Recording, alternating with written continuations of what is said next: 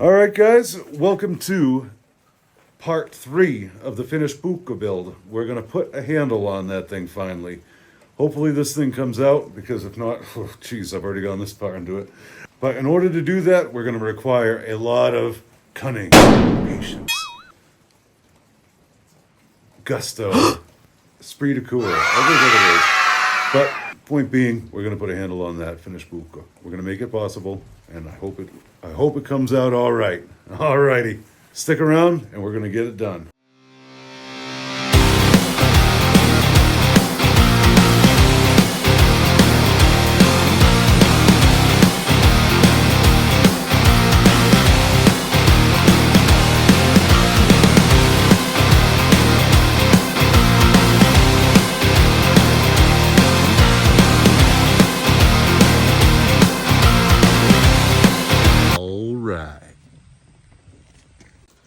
So we are going to use some of our brass stock here.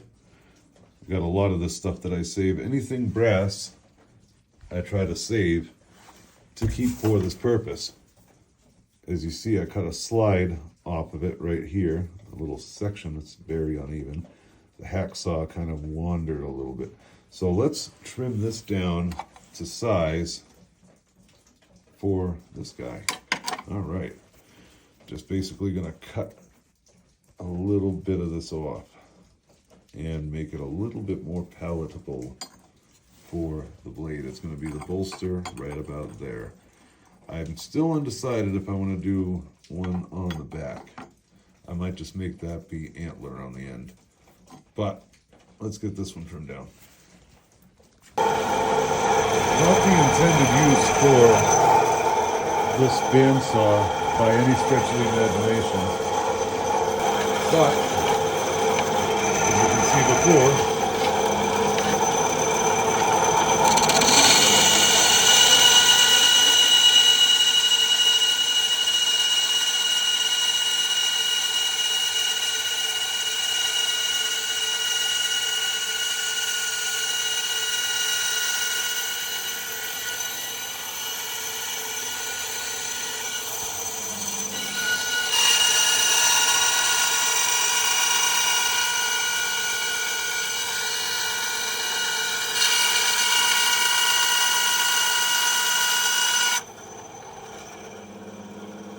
take care of that on the belts. It was actually hung up on that lip right there. The blade was cutting through it pretty damn good, actually. Let's get that off and see what we can do about this bolster. All right, now using my most trusted drill press I got here. This guy's a relic, an old bone, but it puts holes in things quite well, might I add. So let's flip this on. Let's see. Get a little bit of a hole in there. Kind of mock this up to it a little bit. All right.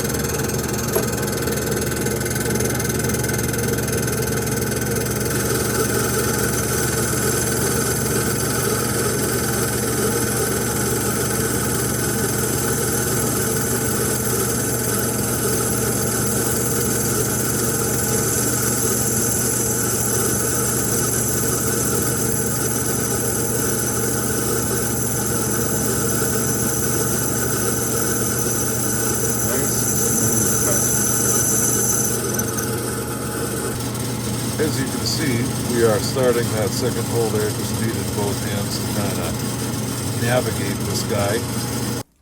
This part of the operation is pretty self-explanatory. Using a saw chain file,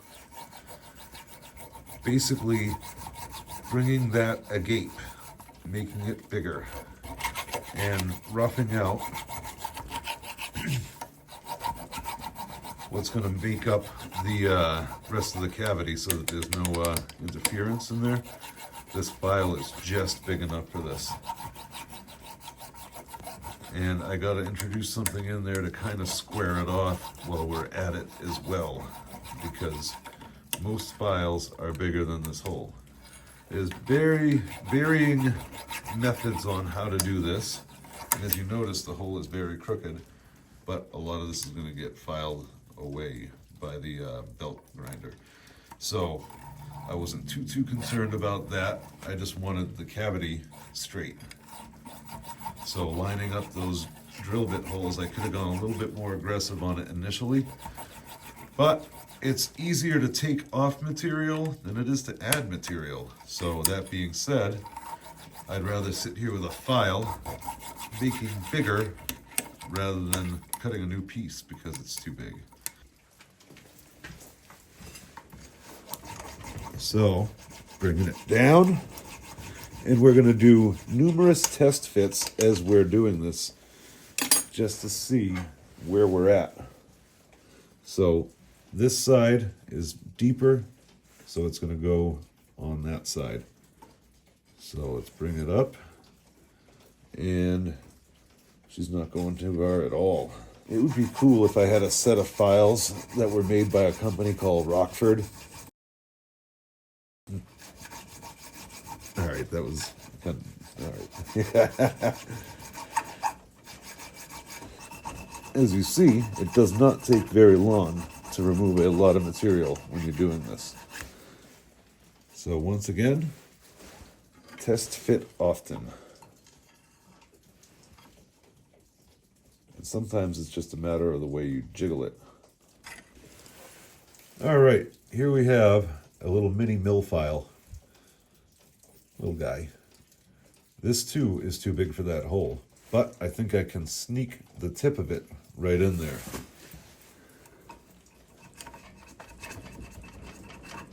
Like I said, you don't need to go too vigorously to remove a lot of material. And we gotta square off those corners too. So this might be able to do just that. We're getting somewhere. There's the knife. Voila.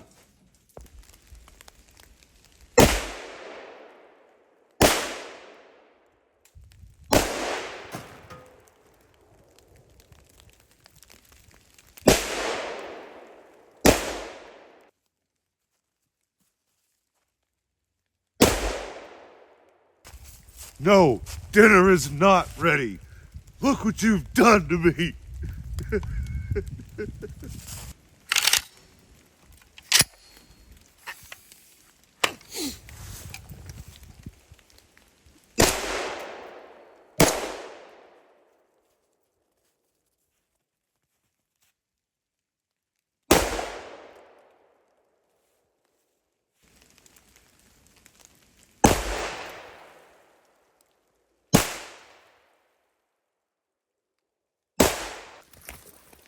Well, that interlude was brought to you by the Springfield M1A 308 762 by 51, packs a punch and is easy on the shoulder. Well, maybe out of this rifle, but in any normal hunting rifle platform, it really beats you up. But I do enjoy this rifle. This is quite the nice unit. I got to give it a nice clean down because we had a couple of little failure to feed on there, but for the most part, she takes care of business. GI style sling. Had to do it on this particular rifle. It just fits. What a classic. Oh yeah. All right, so precisely why I had, made such a mention of test fit often is seemingly not a lot of grinding or a lot of filing is going to produce some results that you can really see. So right now I'm trying to do a little bit of a flare, a little bit of a relief cut, and that is to accommodate where, I'll show you, to accommodate how on here, see the little curvature right there?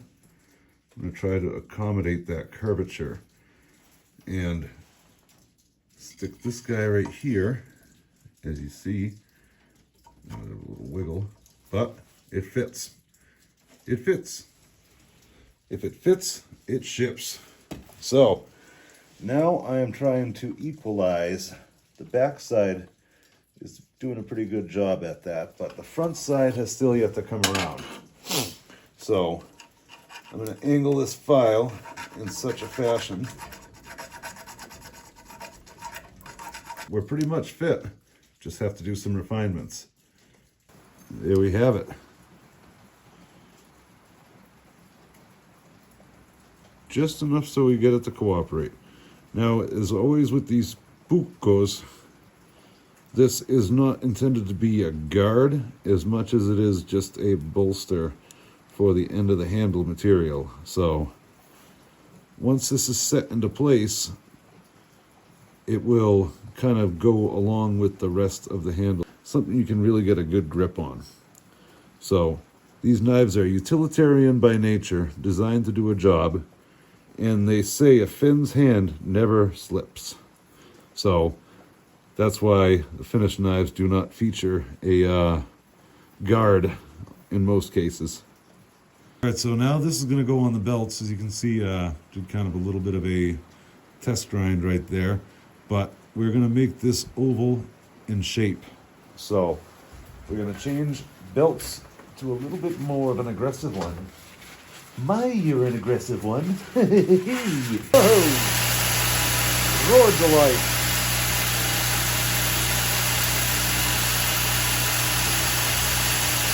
Center it up.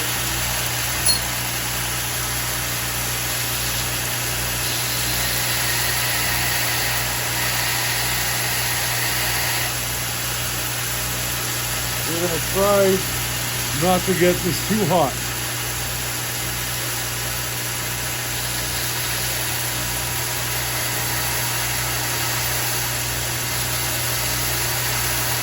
And test fit often.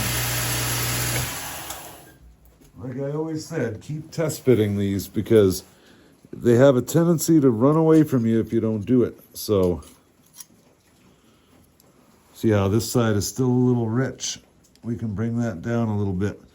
And not too much, but just a little bit. That side's still pretty much even. And it's starting to look a little bit more realistic.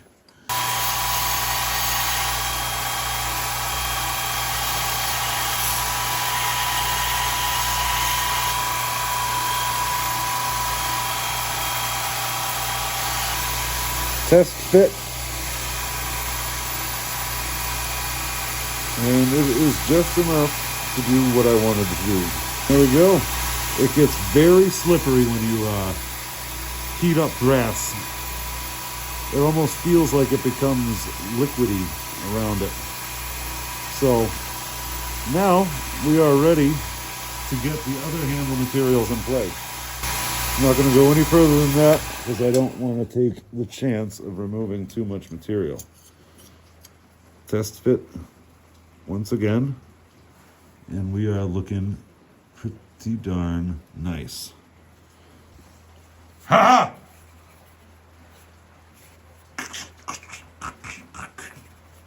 This is my piece right here that I am going to source from. Kind of bland in color. I have some that have a little bit different color, but I think I am going to do a cross section and a polish on the antler rather than leave the antler grain. It'll make sense in the long run.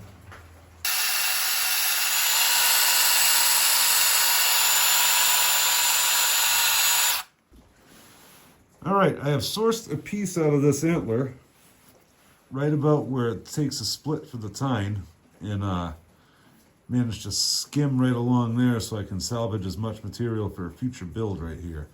So there's a lot of slices here that could go to other knives. So let's see what we can do with this piece. Oh yeah, we'll get a piece out of that. It's going to be the transition where there's going to be leather, antler, leather, leather, wood, leather, leather, antler, leather, brass. Possible. Or just antler end. I might actually do an antler end on it. So let's get this piece isolated, cut off the rest of the meat, and we are going to shape it alongside this. Maybe like that, right in there, just like that. So zip, zap, zoob, and I'm gonna draw a little shape of it on there so I know exactly what to keep and what to not keep.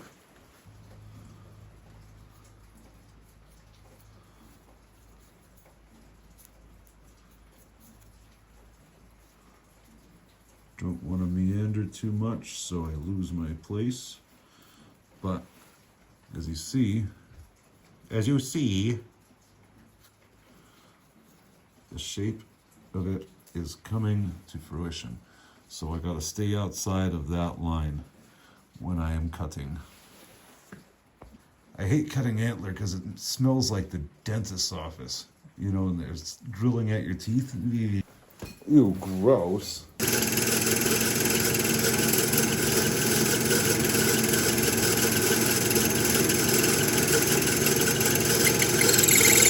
Made it through.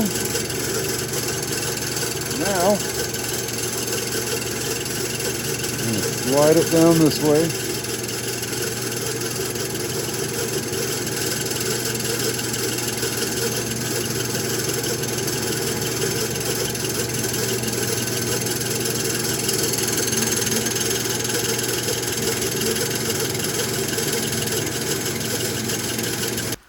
Boy, this is by textbook definition a crappy day. I had other words for it, but it just makes everything, ooh la la, look at that. Look what I just added to the building. That is a nice feature at night. There's the old square body, getting a bath. But back into the forge we go.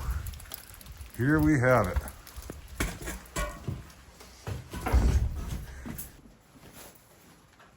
Well, here we have it. We have a piece of antler ready to go.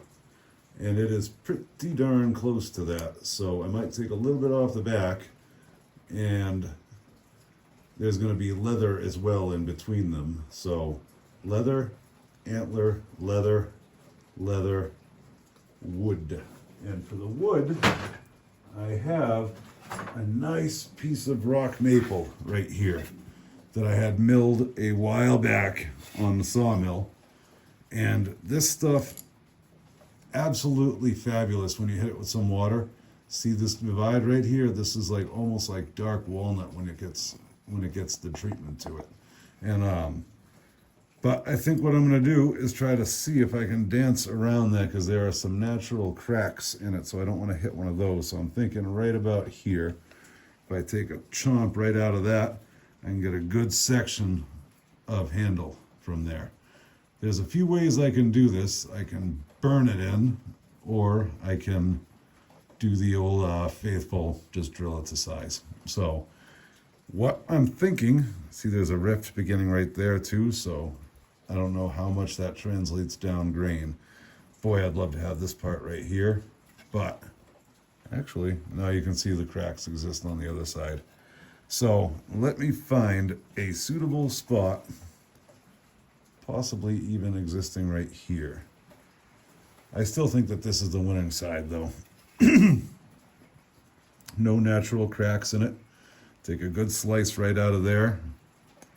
It's going to occupy a lot of the handle. So let's get to cutting and see if we can get the ideal handle out of this.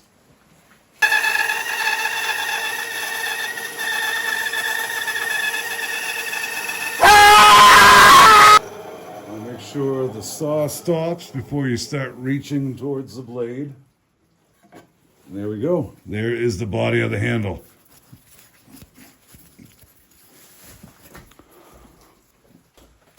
Well, let's see how bad I can screw this up. I had to put it through the recess in the vise itself so that I could get the length down. So let's see how much we can actually get hogged out with this bit.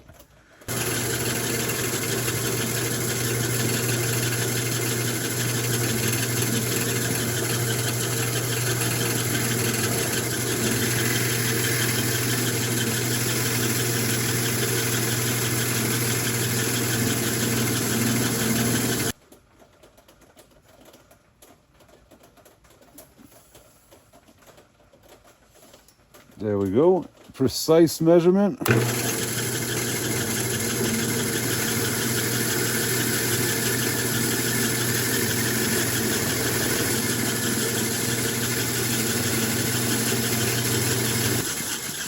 All right, now I just got to mirror that on the other side.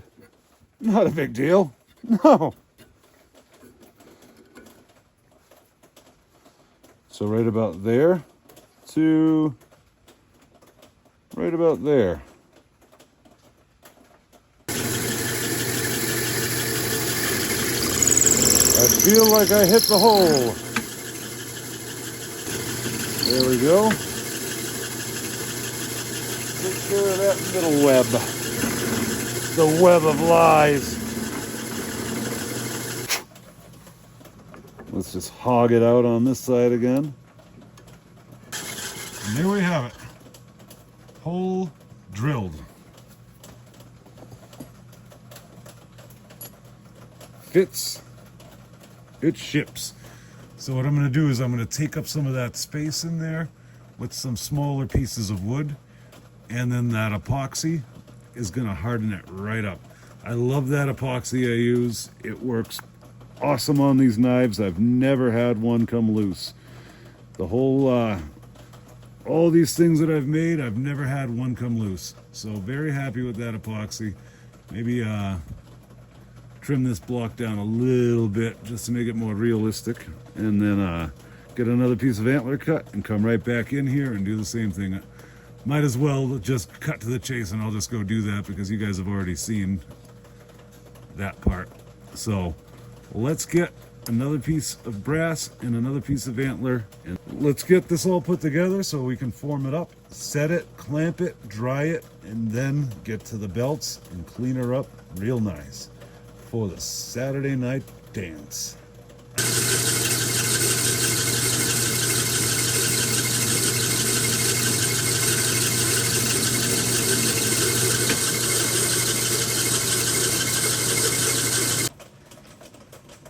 And there we have it, each one of them with hole. Some of these I gotta clean up a little bit, but that's a quick way of doing it rather than sitting there with an X-Acto knife, cutting them away like I usually do. What a dingus. I should have been doing it this way the whole time. You know what though? Like I always say, you never ever stop learning. You're always gonna be learning something. Something is gonna be a eureka moment one day and then commonplace the next. Oh yeah. Oh yeah. There we go. Then this cat comes in after. And then is another layer of leather. Ferrari leather. Like a wise man I once knew used to say. He had these suede boots that he'd wear to work, and he said that they were made out of Ferrari leather. God bless him. But I had a last minute thought while I was in the forge that it would look good if I put a little slide of brass in between the leather and the wood, just to give it a little accent. Cap the wood on either side with a little bit of brass. So let me drill these guys out and we'll get to getting.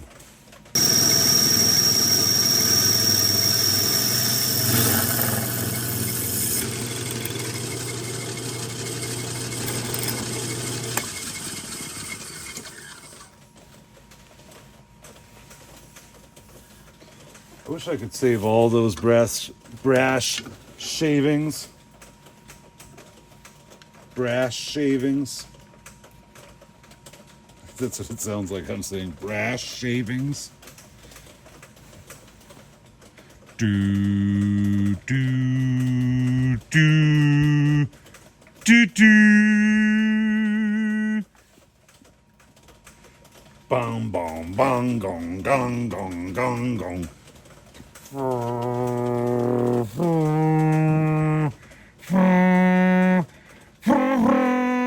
Okay, that's enough.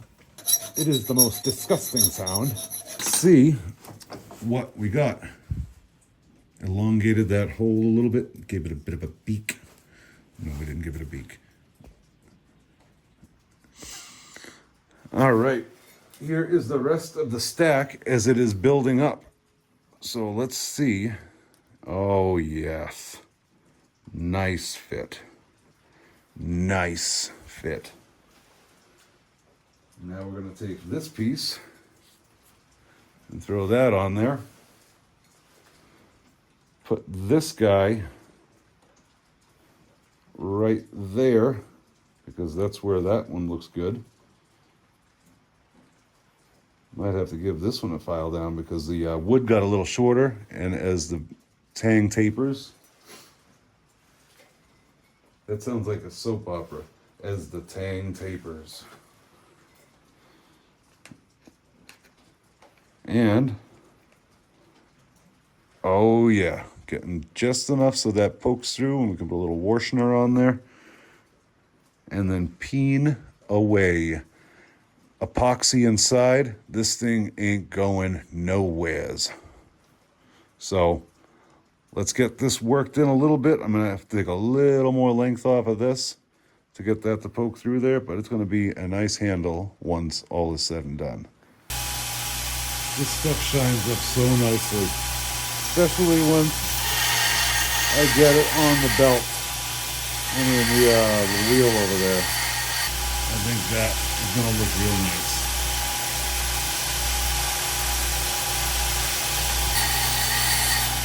Trying to get all those high spots off of it so that it's got a little bit of uniformity in appearance.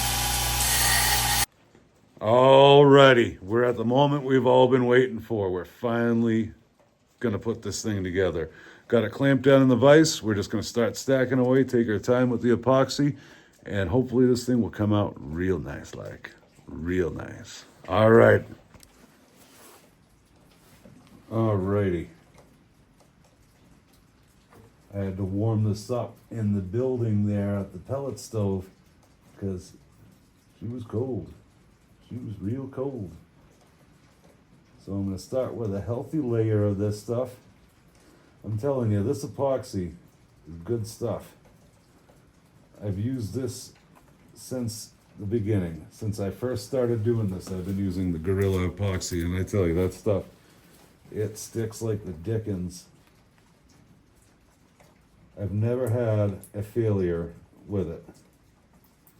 And I tell you, some of these knives I make, they get put through the ringer. Out in the woods, hacking down saplings and things like that. All of them done with this epoxy. It seems to hold really nice. So I've taped off the blade so it's not going to be negatively affected by this. And I'm going to slather a little right here. Once you get this stuff mixed up, it's pretty much clock's ticking, dude.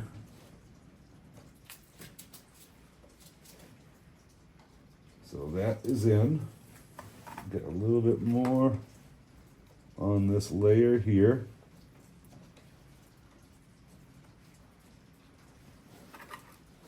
Put in between. And lay down this piece just like so.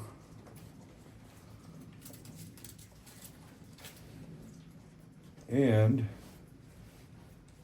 get our initial antler piece.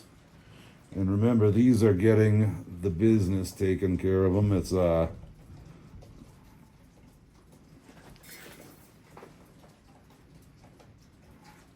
just make sure that this is going in the way I had intended it.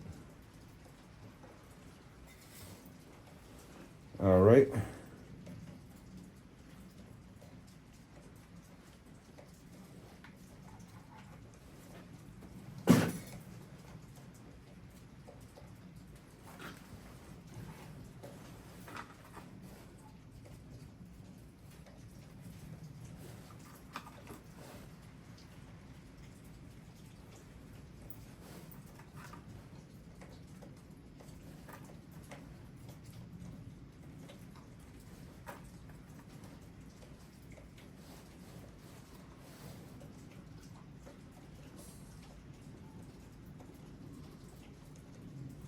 There we go. Nice. By the time I get to the wood part, I'm going to have to mix up a new batch. Now, we're going to put this layer in. Nice and contacted. Gonna slather a little bit more of this in between here. That way it gets nice adhesion. And take this and put that right in there. Squeeze. And remember, all this stuff is getting sanded, so appearances are going to improve drastically. So now, let's get a whole new batch mixed up. Let me clean out this little tray and put a little bit of this on here. Because if it dries up a little bit, that's okay, because we're going to have that next layer in there just in the nick of time.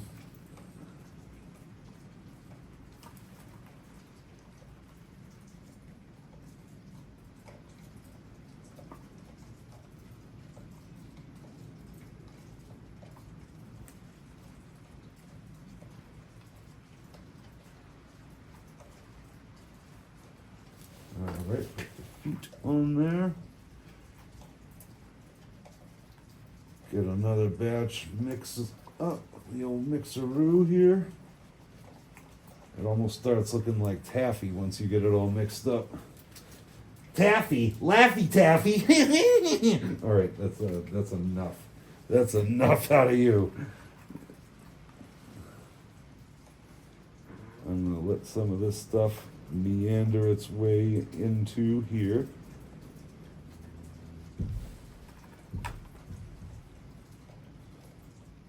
Some of this stuff get right in there.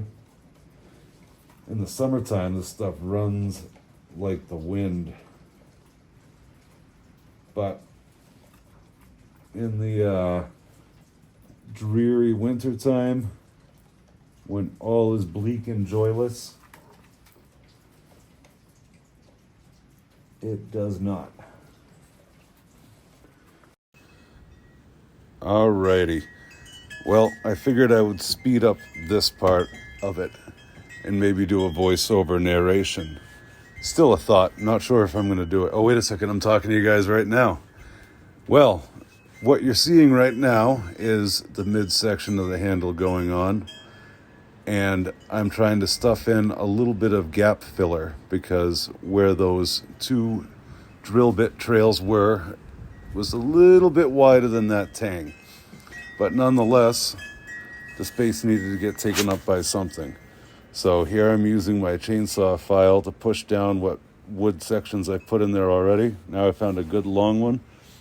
Gave it a pretty decent tap with that ball peen and it went in there nicely.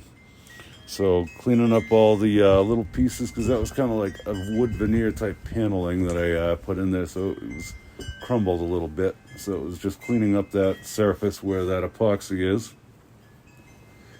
And here we go. I had put the piece of brass on there, that little, it's actually a piece of a Sabian symbol, one that was broken, and I salvage all this brass from pretty much wherever I can find brass. So that knife has two pieces of symbol in it, crash symbol. But as you see, the leather's on there now, getting a nice layer of epoxy, and then plop the antler one on top of it, and another layer of leather.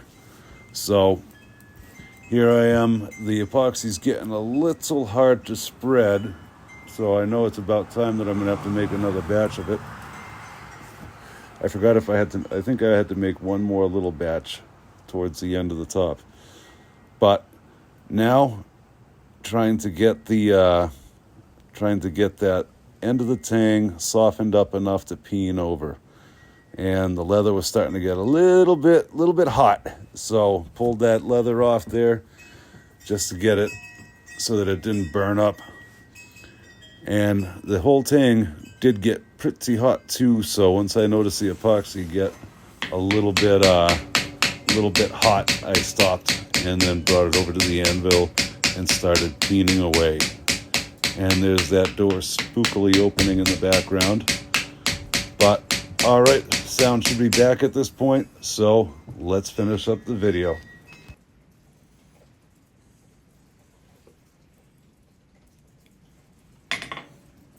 There we go. As peened as it's gonna get. When I had it on the vise, I got a little too tap happy and started tapping it while it was on there. And it slid the whole handle back, so I had to do an emergency handle rescue and pound it all down while I had still some life left in the epoxy, some pot life.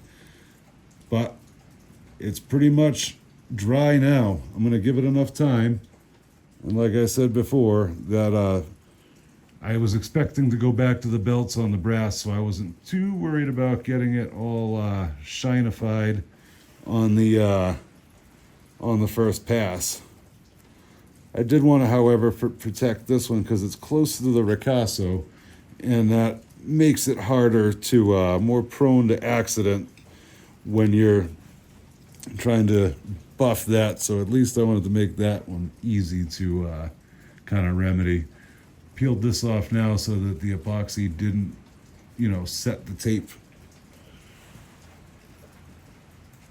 As I've had that happen before, where the epoxy sets the tape and it's, it's not fun. You end up with little pieces of tape everywhere and it's just a total living hell. So I'm even gonna let that just kind of mellow like that. Pull this guy out of there, the sword and the stone. That tip held up nicely though.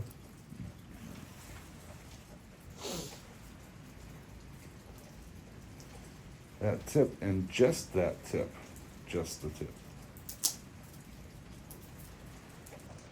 There we go. It is clamped up, all set. Let the epoxy do its thing, and then we'll polish these little lines, the little tape lines out of there. And I still got that wrench on there because the epoxy was pretty much dry, so I just wanted to go on the shoulders of that washer and just kind of press all the epoxy stuff together, because it ain't going to do no good to press on the peen. So basically just going past that and pressing everything together, making sure it all sets up nice. So hopefully that little slide back didn't come back to completely haunt us. So let's let this dry and I'll be right back with you guys. I'll be right with you, folks. Look at how much condensation there is on everything. I try to wipe this stuff up, but goodness. This has just been that rain. It's so humid out that everything is kind of covered in this layer of sweat. Alrighty then, here we go with the final formation. Waited a little bit for this to cure up a bit so that this part could be done. Doesn't look like much of anything right now, but it's in the rough. In the rough. It's about to get refined. Let's do this.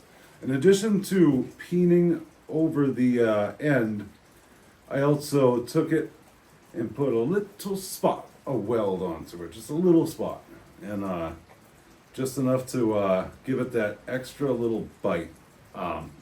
Spirit of redundancy, I'm just all about making sure that it's really on there. Like, I don't want this thing to come apart ever.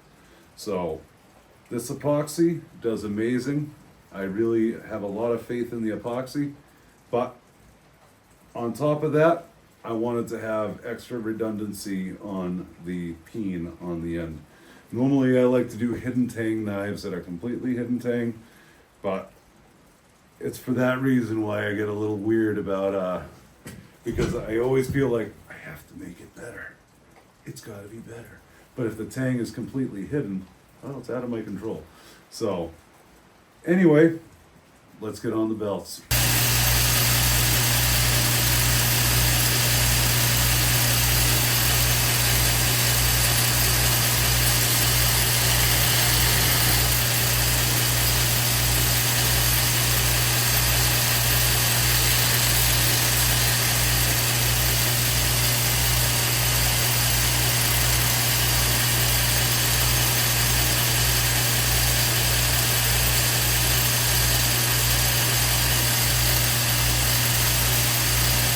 can cut that.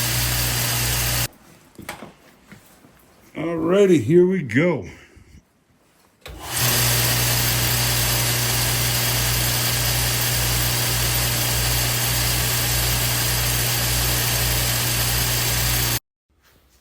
Well, here we are with another creepy voiceover. All right, as you see, just kind of twirling it around so I can get that leather tamed back down to where it's workable against that antler surface, and so that it doesn't infringe too much on the brass, because that brass grinds away quickly, real quick. So you don't want to really let it hit that belt for too long at all. Now back into the body, trying to get a little bit of that wood tamed down. I was gonna slice some of that off of there before this whole thing started, but I forgot. So that left me a whole hell of a lot more to sand away. I did want to leave a little bit more of a bulbous handle on this, but due to the nature of the shape of the antler, it wouldn't have made sense, because one of them was kind of a diagonal facing downwards, and if I had left the wood more bulbous, it would have jumped off the cliff down to where the antler's at and left a hideous step. So I had to do what I had to do and kind of adapt and overcome. So as we're going along here, you can see the wood is getting whittled away slowly, and boy, it looks so much quicker when it's sped up. But that leather sure does trim away really, really quick when you got a pretty aggressive belt on there. And as it starts taking shape, it's really a satisfying type of look, as you see those brass dividers that I put between the wood and the leather start to peek through there after being forgotten to the layers of epoxy and material. As they emerge, it looked real nice, real nice. All right, as we're continuing along, right there you can kind of see the step, if you can catch it within the twirlings of the handle. But just by nature, that's the shape of the antler. That's what I had to work with, so I had to take a little bit more of the wood than I wanted to initially. Handle's starting to take some shape, though. Starting to see what it's going to look like. And as you're dwelling on, see, I just pointed out the brass accents that are starting to poke through there. You can definitely feel the difference between sanding the wood and that brass that comes up in between. So it's a little bit harder to push on the ends. You just got to be mindful not to let it rock as you're filing down the brass to take a bite out of the wood.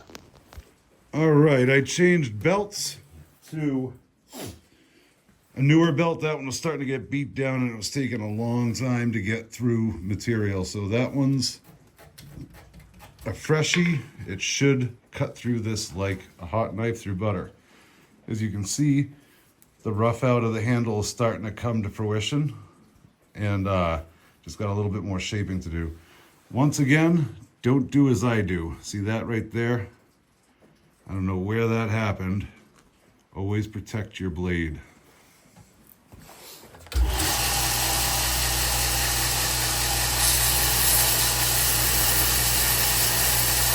Oh yeah, that's cutting nice.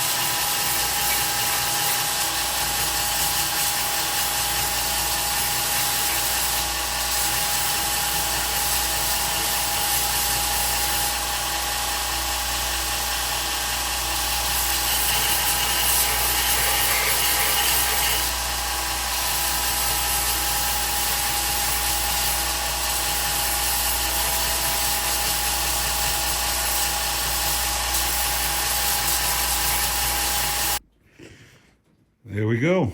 Now I'm going to hand sand it down and then put that really, really fine one on there, and then just in an effort to buff out these things a little bit. But pretty much you're looking at it right there.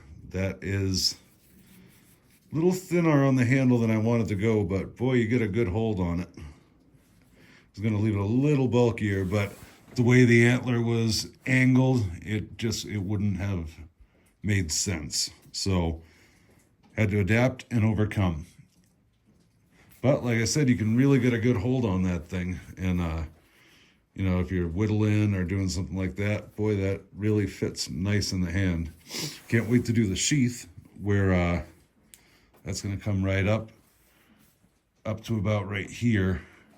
And boy, that's just going to hold it right in there.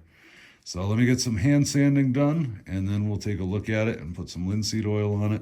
Maybe take the wheels to this stuff. All right, final step.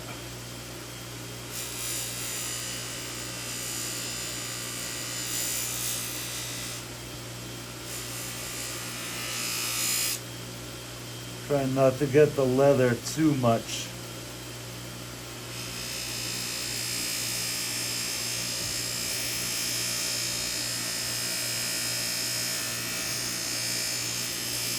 Mainly concentrating on the brass.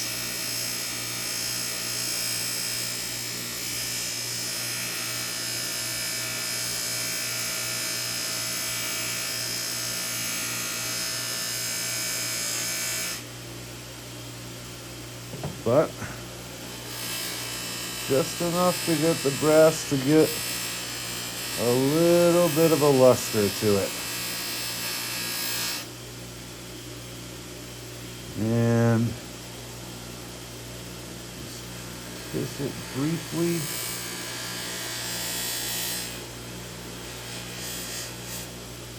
Don't want to get the leather because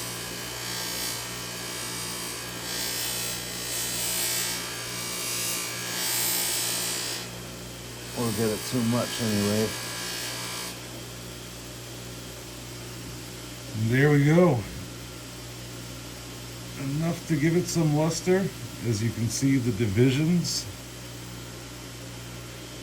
And on the back. I'm going to throw some linseed oil onto here and then see what the final thing is. Even that guy right there, the bone is nice, and you know, that antler has a really nice look to it once it's polished up like that on the smooth belt. Still, like I said, a little slimmer on the handle than I wanted to go, but I'm not mad at it. In fact, you know what? I'm going to give this a little zip-zap zoom on there.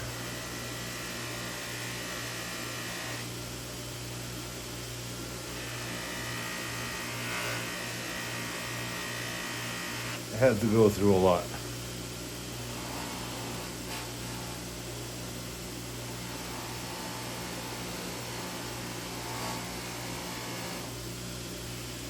Just in an effort to make the little spots where it hit the belt a little bit nicer. So let me throw a coat of linseed oil on there and see what we got.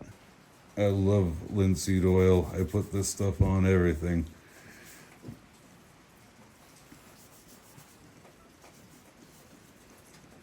If I could put it on my toast and eat it, I wouldn't do that because it would taste terrible.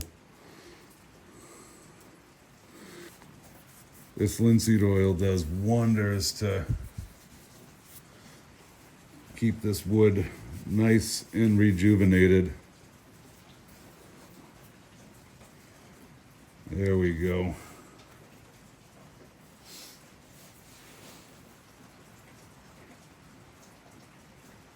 Brings another dimension back to the wood.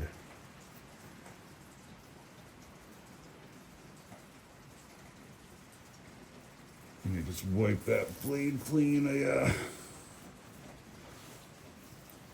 got my oily mitts on it.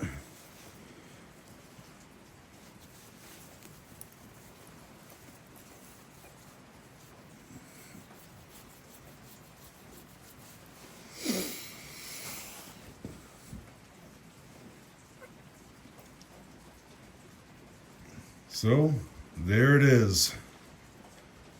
The finished Puukko. The knife part is complete.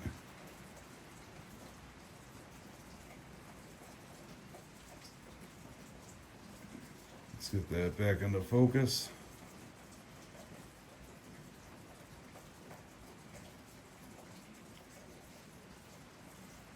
Empty Skull Ranch. All right, that ought to form a nice sheath around that. That ought to get a nice little sheath on there. Get it nice and tight to the handle so that it just keeps it there. But as you can see, that antler really, I'm happy with that antler. I think the antler looks really good on there. Fingerprints. Well, that's the least of my worries right now. But next episode, we are going to do the sheath. All right. Till next time, see you guys again on the Empty Skull Ranch. All right.